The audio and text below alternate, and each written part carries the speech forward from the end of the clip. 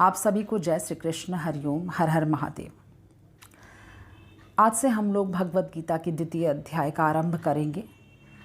इस अध्याय को सांख्य योग कहा जाता है। इस अध्याय का नाम है सांख्य योग। लेकिन सांख्य योग क्यों कहा जाता है, चलिए ये जानने की कोशिश करते हैं। इस अध्याय में शरणागत अर्जुन द्वारा अपने शोक की निवृत्ति का एकांतिक उपाय पूछे जाने पर पहले पहल भगवान ने 30वें श्लोक तक आत्म तत्व का वर्णन किया है। सांख्य योग के साधन में आत्म तत्व का श्रवण, मनन और निधिध्यासन ही मुख्य है। यद्यपि इस अध्याय में 30वें श्लोक के बाद स्वधर्म का वर्णन करके कर्म योग का स्वरूप भी समझाया गया है, परंतु उपदेश का आरंभ सांख्य योग से ही हुआ है और आत्म तत्व का वर्णन अन्य अध्यायों की अपेक्षा इसमें अधिक विस्तार पूर्वक हुआ है। इसी कारण इस अध्याय का नाम सांख्य योग रखा गया है। पहले अध्याय में गीतोक्त उपदेश की प्रस्तावना के रूप में दोनों सेनाओं के महारथियों और उनकी शंख ध्वनि का वर्णन करके अर्जुन का रथ दोनों सेनाओं के बीच में खड़ा करने की बात कही गई। उसके बाद दोनों सेनाओं में स्थित स्वजन समुदाय को देखकर शोक और मोह के कारण युद्ध से अर्जुन के निवृत्त हो जाने की और अस्त्र शस्त्रों को छोड़कर विषाद करते हुए बैठ जाने की बात कहकर उस अध्याय की समाप्ति की गई। ऐसी स्थिति में भगवान श्री कृष्ण ने अर्जुन से क्या बात कही और किस प्रकार उसे युद्ध के लिए पुनः तैयार किया, यह सब बतलाने की आवश्यकता होने पर संजय अर्जुन की स्थिति का वर्णन करते हुए दूसरे अध्याय का आरंभ करते हैं। संजय कहते हैं, तम तथा कृपयाविष्टम अश्रुपूर्ण कुलेक्षणम विषिदन्तम् इदं वाक्यम उवाच मधुसूदनः। संजय बोले, उस प्रकार करुणा से व्याप्त और आंसुओं से पूर्ण तथा व्याकुल नेत्रों वाले शोक युक्त उस अर्जुन के प्रति भगवान मधुसूदन ने यह वचन कहा। देखिए, यहाँ मधुसूदन नाम के प्रयोग और वाक्यम के साथ इदम पद के प्रयोग का क्या भाव है, इस श्लोक में आखिर इस प्रयोग का क्या अर्थ है। तो भगवान के मधुसूदन नाम का प्रयोग करके तथा वाक्यम के साथ इदम विशेषण देकर संजय ने धृतराष्ट्र को चेतावनी दी है।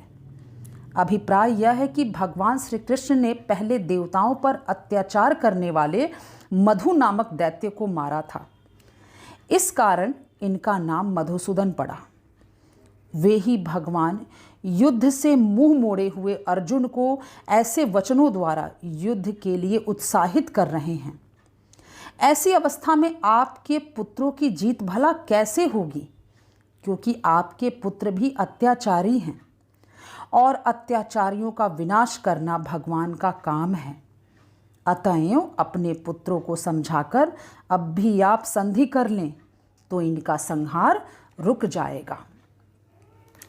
अगले श्लोक में भगवान कहते हैं, कुतस्त्वा कशमलमिदं विषमे समुपस्थितम् अनार्यजुष्टम् अस्वर्गम् आकीर्तिकरमर्जुना।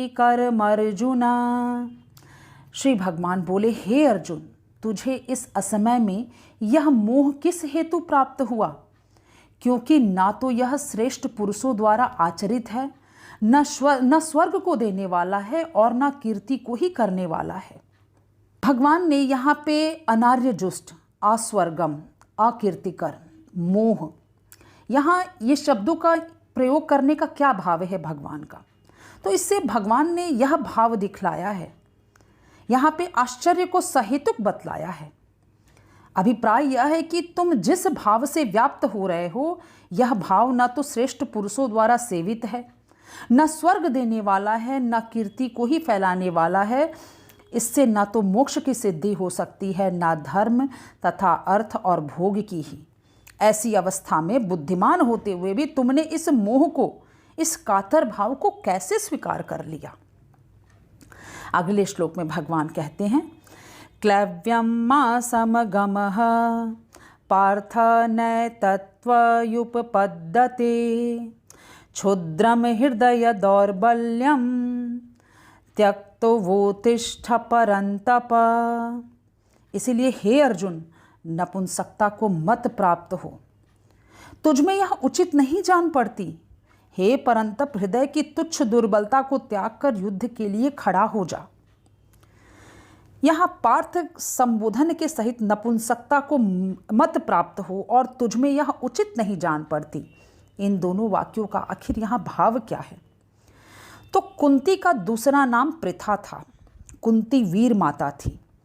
जब भगवान श्री कृष्ण दूत बनकर कौरव पांडवों की संधि कराने के लिए हस्तिनापुर गए और अपनी बुआ कुंती से मिले, उस समय कुंती ने श्री कृष्ण के द्वारा अर्जुन को वीरतापूर्ण संदेश भेजा था। उसमें विदुला और उनके पुत्र संजय का उदाहरण देकर अर्जुन को युद्ध के लिए उत्साहित किया था। अतः यहाँ भगवान श्री कृष्ण ने अर्जुन को पार्थ नाम से संबोधित करके माता कुंती के उस क्षत्रियोचित संदेश की स्मृति दिलाते हुए उपयुक्त दोनों वाक्यों द्वारा यह सूचित किया है कि तुम वीर जननी के पुत्र हो। तुम्हारे अंदर इस प्रकार की कायरता का भाव का संचार सर्वथा अनुचित है। कहाँ महान से महान महारथियों के हृदय को कपा देने वाला तुम्हारा अतुल शौर्य, और कहाँ तुम्हारी यह दीन स्थिति जिसमें शरीर के रोंगटे खड़े हैं, बदन कांप रहा है, गांडीव गिरा जा रहा है और चित्त विषाद मग्न होकर भ्रमित हो रहा है। ऐसी कायरता और भीरुता तुम्हारे योग्य कदापि नहीं है, कदापि नहीं है। क्षुद्रम विशेषण के सहित हृदय दौर्बल्यम पद, आखिर इसका उपयोग क्यों हुआ है? तो इससे भगवान ने यह भाव दिखलाया है कि तुम्हारे जैसे वीर पुरुष के अंतःकरण में रक्त भीरु कायर प्राणियों के हृदय में रहने वाली सुरजनों के द्वारा सर्वथा त्याज्य इस तुच्छ दुर्बलता का प्रादुर्भाव किसी प्रकार भी उचित नहीं है। अतएव तुरंत इसका त्याग करके तुम युद्ध के लिए डटकर खड़े हो जाओ। खड़े हो जाओ अर्जुन, खड़े हो जाओ। अब भगवान की इस प्रकार कहने पर गुरुजनों के साथ किए जाने वाले युद्ध को अनुचित सिद्ध करते हुए 2 श्लोकों में अर्जुन अपना निश्चय प्रकट करते हैं। अर्जुन ने कहा, कथम भीष्मम् अहं संख्ये द्रोणं च मधुसूदन एषुभिः प्रतियोत्स्यामि पूजार्हा वरिसूदन। अर्जुन बोले, हे मधुसूदन, मैं रणभूमि में किस प्रकार वाणों से भीष्म पितामह और द्रोणाचार्य के विरुद्ध लड़ूंगा, क्योंकि हे अरिसूदन, वे दोनों ही पूजनीय हैं। अब इस श्लोक में अरिसूदन और मधुसूदन इन दोनों संबोधनों के सहित कथम पद के प्रयोग का आखिर क्या भाव है? तो मधु नाम के दैत्य को मारने के कारण भगवान श्री कृष्ण को मधुसूदन कहते हैं और बैरियों का नाश करने के कारण वे अरिसूदन कहलाए। और इन दोनों नामों से संबोधित करते हुए इस श्लोक में कथम पद का प्रयोग करके अर्जुन ने आश्चर्य का भाव प्रकट किया है। अभिप्राय यह है कि आप मुझे जिन भीष्म और द्रोणादि के साथ युद्ध करने के लिए प्रोत्साहन दे रहे हैं, वे ना तो दैत्य हैं और ना ही वे मेरे शत्रु हैं, वरम वे तो मेरे पूजनीय गुरुजन हैं। फिर अपने स्वाभाविक गुणों के विरुद्ध आप मुझे गुरुजनों के साथ युद्ध करने के लिए कैसे कह रहे हैं? यह घोर पाप कर्म मैं कैसे करूँगा? बताइए प्रभु, मैं कैसे करूँगा? अगले श्लोक में कहते हैं अर्जुन, गुरुन् हत्वा हि महानुभावत् श्रेयो भोक्तुं भैक्ष्यमपीह लोके हत्वार्थ कामांस्तु गुरुनिहैव भुञ्जीय भोगान रुधिर प्रदिग्धान। इसीलिए इन महानुभाव गुरुजनों को न मारकर मैं इस लोक में भिक्षा का अन्न भी खाना कल्याणकारक समझता हूँ, क्योंकि गुरुजनों को मारकर भी इस लोक में रुधिर से सने हुए अर्थ और काम रूप भोगों को ही तो मैं भोगूंगा। इस पूरे श्लोक में अर्जुन ने ये भाव दिखलाया है कि जिन गुरुजनों को मारना सर्वथा अनुचित है, उनको मारकर मिलेगा ही क्या? ना तो मुक्ति ही होगी, ना धर्म की सिद्धि ही।